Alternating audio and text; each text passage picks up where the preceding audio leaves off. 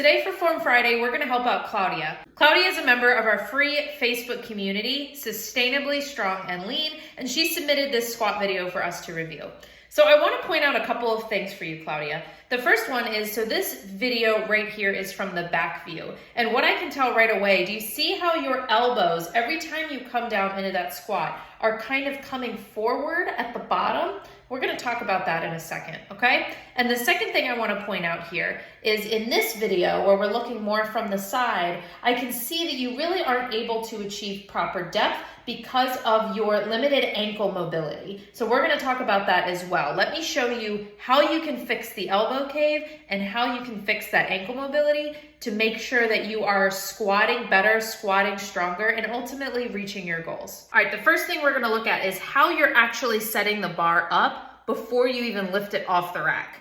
So when you come up under that bar, I want you to back into the bar, and this is instead of coming up under it. That's really gonna put a lot of pressure on your spine. Back into the bar instead. Now, whether or not you have it a little high or a little low is going to be personal preference, but another important thing is keeping your wrist stacked over your forearm. Don't let that wrist bend. You're not holding the bar in your hand. Instead, you're squishing the bar up against your back using your hands. Now, another cue is to imagine that your elbows are tied together with like a piece of thread or a piece of string, and you're trying to get them to touch, or that thread is pulled very tight. And this is gonna keep a very nice tight upper back here for your squat. Do you see how much better this looks without my elbows caving in?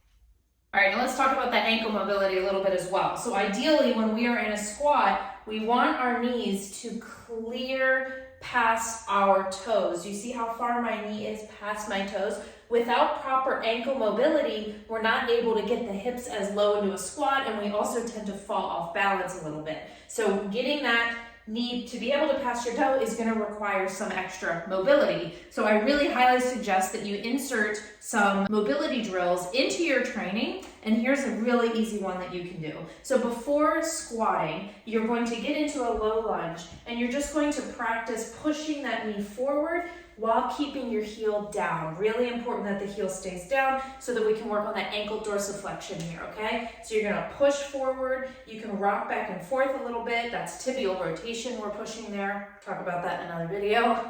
But really getting that knee to come past the toe, and you wanna do it equally on both sides. And this is gonna help you ultimately get lower in your squat. So ankle mobility and proper bar setup, go practice.